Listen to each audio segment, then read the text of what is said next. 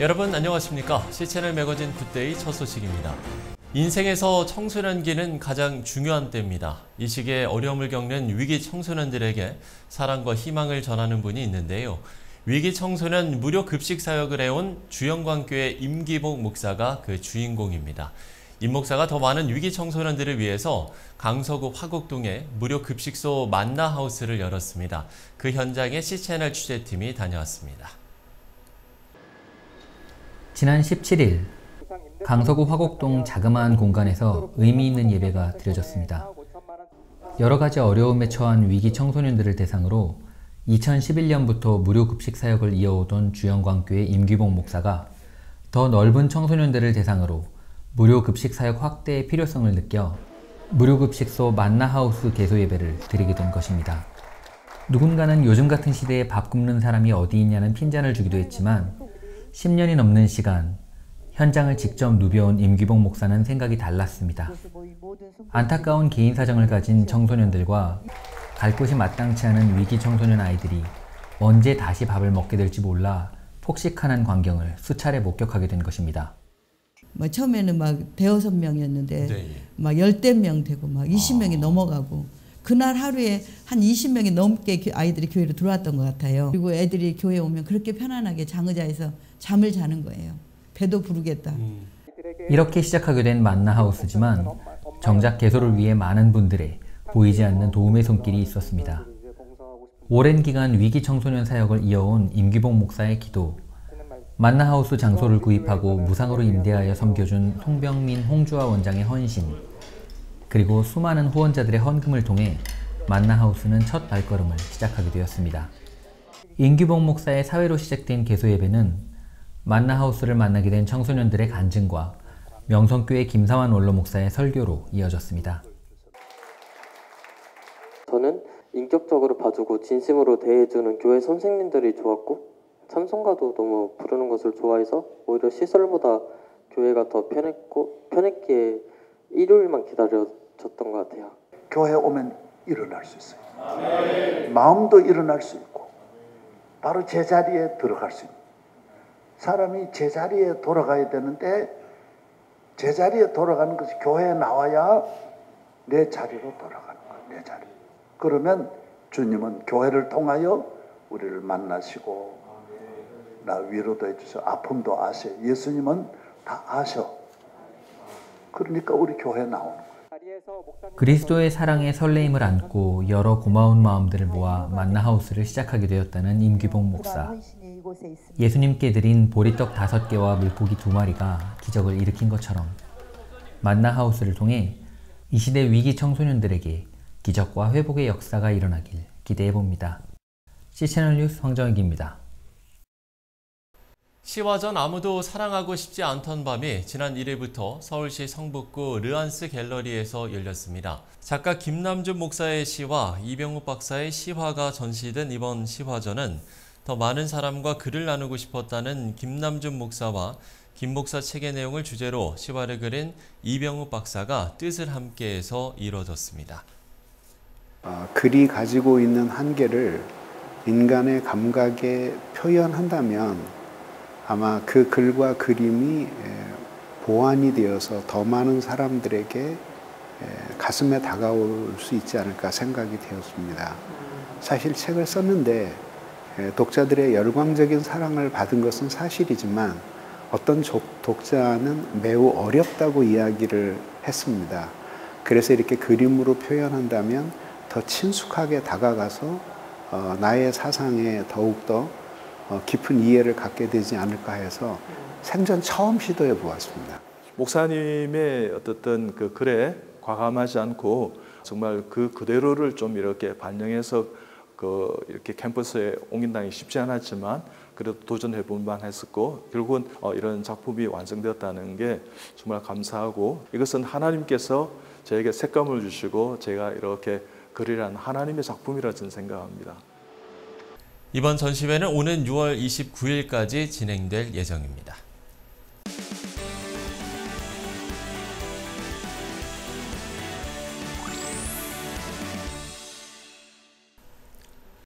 한국교회의 건강한 성장을 위해서는 도시와 농촌, 지역을 구분하지 않고 고르게 발전하기 위한 노력이 필요합니다.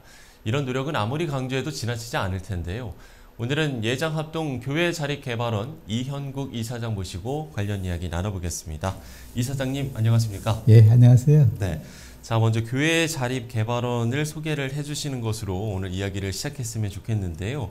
정말 이렇게 각 교단이 뭐 동반 성장이라든지 아니면 이렇게 교회 자립개발원이라든지 이런 표현을 사용을 하는데 미래 자립교회 명칭을 사용하는 이유가 있습니까? 원래는 미자립교회라는 단어를 쓰는데 그렇죠. 네, 그 단어가 상당히 더 익숙해요. 그런데 사람들이 그 목회자들이 좀 부정적인 이미지가 있고 네. 좀 받아들이기에 좀 힘들어하더라고요. 그래서 저희 총회 자립개발원에서 공모를 했습니다. 네. 미래에 자립할 교회라는 생각을 하면서 미래 자립교회가 공모에 당선돼서 그렇게 우리가 정한 겁니다. 사실 현실은 좀 녹록지 않지 않습니까? 그렇죠. 네, 합동 현황은 좀 어떤가요? 예, 합동 측에는 지금 11,200여 교회가 있는데요. 네네. 159개 노회가 있습니다. 예. 그 중에 40% 정도가 미래 자립교회입니다. 근데 농촌과 도시에 있는데 그 중에서 도시에 있는 교회들이 코로나 팬데믹을 겪으면서 임대료 때문에 많이 고생을 했습니다. 그렇죠.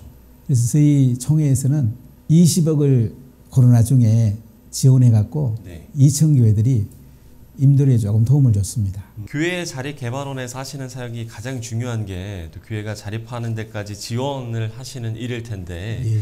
올해 333 교회 자립 운동을 펼치신다고 들었습니다. 이게 어떤 운동입니까? 예. 그동안 이제 생활비를 지원하고 장학금을 지원하는 사업을 주로 하다가 네네. 중요한 거는 뭐 물고기를 아무리 많이 주더라도 물고기 잡는 법을 배워가지고 또 스스로 자립하고 또 다른 사람들을 물고기 잡아줘서 또 다른 게 더 자립시키는 것이 너무 중요하기 때문에 그렇죠. 333 운동은 뭐냐면 이제 네. 목회자가 하루에 3시간 기도하고 3시간 말씀 연구하고 3시간 한번 전도해보자. 그러면 자립 안 되겠냐. 네네. 제가 이 하게 된 동기가 저는 농촌에서 목회해보고 빈민촌에서 목회해보고 아파트촌에서 지금 목회를 하고 있습니다. 네네. 근데 성경을 보니까 본질로 돌아가야 되겠다. 아무리 환경이 어려워도 코로나가 와도 우리가 하나님 앞에 성령 충만 임하면 은혜가 임하면 반드시 자립될 수 있다. 그 마음을 하나님 주셔서 333 운동, 3P 운동이라고도 합니다. 기도의 힘, 말씀의 힘, 전도의 힘. 이 운동을 저희들이 펼치게 되었습니다. 보통 이제 목회자분들이 교회를 개척하고 3년 안에 자립을 하지 못하면 낙심하게 되는 일이 많다고 하더라고요. 실제로 좀 그렇습니까? 어떤가요? 교회 개척의 골든타임은 3년입니다. 3년에 모든 걸 쏟아부어 넣었을 때 자립할 수 있고요. 5년 넘으면 정말 힘듭니다. 그래서 5년 내에 어떻게 자립할 수 있는 기반을 만드는 게 매우 중요합니다. 개척하는 모든 교회를 사실 뭐 모든 교회를 다 도와드리면 좋겠습니다만 뭐 현실적으로는 그게 좀 불가능하지 않겠습니까?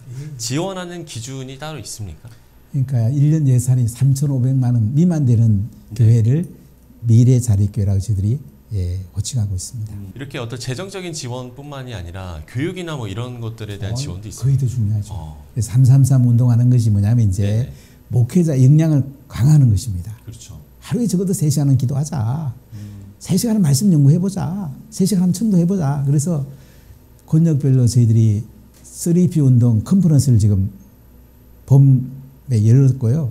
또 가을에 또 계속 가서 열려고 합니다. 그래서 낙심하지 말고 우리 격려해주면서 자립한 사례를 우리가 강사로 모셔가지고 미자립교회던데 미래자립교회가 이렇게 자립되더라. 이렇게 이제 저희들이 격려하고 있습니다. 사실 교회 자립을 위해서 가장 필요한 거, 가장 중요하게 준비돼야 할 건 또 어떤 건지. 그러니까 교회를 개척하더라도 핵심 멤버가 누군가가 정말 중요하거든요. 그렇기 때문에 핵심 멤버를 계속 중심을 붙들고 양육하고 그들 주위에 있는 오이코스를 또 전도하고 그 사람이 또 다른 사람을 세워나가는 재생산하는 과정. 물고기 잡는 법하고 똑같죠. 예수님이 어부를 부르고 그들이 사람 낚는 어부로 만들어서 계속 훈련한 것처럼 그들이 잘 사역하도록 훈련시켜서 제자 삼는 것이 가장 중요하고요. 가장 중요한 성령의 기름 부음입니다. 성령 충만하면 은혜 받으면 사람들이 세워지고 또 전도가 되니까요. 이게 가장 중요하다고 생각합니다. 앞서도 이제 뭐 농촌교회의 어떤 현실을 좀 이야기를 해주시면서 뭐 고령층 이야기도 좀 해주셨는데 이런 교회 자립이 어려운 환경적 요소들이 상당히 많을 것 같아요. 이 부분에 대해서도 조금 더 구체적으로 이야기를 해주시면 좋을 것 같아요. 시골 같은 경우는 이제 노령층 때문에 일꾼들이 적으니까 쉽지 않죠. 뭐 70대가 청년인 그런 교회도 있으니까요. 네네. 또 빈민촌을 제가 목회해 보니까 또 그도 일꾼이 없으니까 이사 가는 게 소우니까 상당히 힘든 건 있는데요. 네. 그래서 은혜가 임하면 성령이 임하면 교회는 세워집니다. 이런 노력으로 이제 자립한 건강한 교회들도 분명 있을 것 같아요. 네. 그 사례도 소개를 해주시면 좋을 것 같습니다. 예. 뭐 당장 제가 이제 훈련시킨 부목사들이 나가서 네. 코로나 중에도 이제 부흥된 예가 몇 교회가 있습니다. 저희 교회가 2008년에 대부흥이 일어나서 교회를 확장할까 하다가 지교회를 세웠습니다. C교회요? 예, 지교회. 정관이라는 곳에 신도시가 서서 다음 세대를 키우려면 지교회를 세우겠다 생각해서 지교회를 세웠는데 지금 한 작년 한 200명, 다음 세대 한 200명 잘 자라고 있고요. 아주 열심히 합니다. 그 목사님 하루에 한 13시간씩 한다고 얘기를 하더라고요, 자기가. 열심히 하니까 된다고. 네네. 조금 전에도 통화했는데요. 너무 행복해합니다. 이런 이제 자립교회들이 또 다른 교회의 멘토 역할을 하는 정말 아름다운 순환이 이루어지면 좋겠다라는 생각이 들거든요. 너무 중요해요. 예, 자립 대상 교회들을 위해서 한국교회 성도들이 좀 어떤 점들을 기도를 했으면 좋을지 끝으로 이야기를 나눠주시면 좋을 것 같아요. 한국교회는 농촌교회가 도시 와서 또 큰 교회가 세워지고 또 개척교회를 통해서 또 이동이 통해서 큰 교회들이 많이 세워졌거든요. 네네. 그렇기 때문에 큰 교회들이 작은 교회, 미래자립교회를 그냥 도와준다 이런 개념이 아니고 빛을 갚는다. 섬기는 마음이 중요하다고 생각해요. 네네. 네, 그래서 기도할 때도 미래자립교회 목회자들이 용기를 갖도록 담대하게 살아갈 수 있도록 기도력이 중요하고요. 네네. 두 번째는 목회자가 성령 충만하면 되거든요. 저희들이 3P 333 운동하는 것도 성령 충만하고 사람을 세우는 데 핵심이 있기 때문에 그들이 성령 충만하도록 기도해 주시면 되겠습니다. 예, 앞으로의 계획도 있습니까? 끝으로 같이 예, 나눠주시면 앞으로 좋을 것 계획 저희들이 어떻게든지 그 목회자 역량 강화에 초점이 있고요. 나중에 은퇴 뒤에도 저희들이 또 복지 기간도 지금 계획을 가지고 있습니다. 농촌교회나 이런 아무리 해도 자립이 어려운 교회도 있습니다. 네네. 그런 경우에는 이제 은퇴 뒤에 이번엔 북유럽을 갔거든요. 핀란드에서 로프길리라는 그 공동체에 보니까 시설 개념이 아니고 네 분의 자매가 이제 자기들이 그 아파트 이 설계를 하고 공유 공간도 있고 또 아파트는 자기 개인 공간이고 이렇게 해서 너무 행복하게 살더라고요. 우리나라는 이제 연세가 드시면 노년에 시설에 가라니까 힘들어하고 그런데 북유럽 하고 또 독일의 디아콘이라는 그 아주 좋은 공동체가 있습니다. 그래요? 그런 것도 저희들이 잘 모델링 해갖고 은퇴 뒤에 또 복지 기간도 저희 준비하고 있습니다. 예, 그렇군요. 앞으로의 계획까지도 함께 나눠주셨습니다. 시청자 여러분들께서도 우리 목회자들이 정말 담대하게 목회에 임할 수 있도록 또 성령 충만할 수 있도록 많은 기도 부탁드리겠습니다. 네, 지금까지 예장합동총회 교회 자립 개발원 이현국 이사장과 이야기 나눠봤습니다. 이사장님 오늘 말씀 고맙습니다. 예, 감사합니다.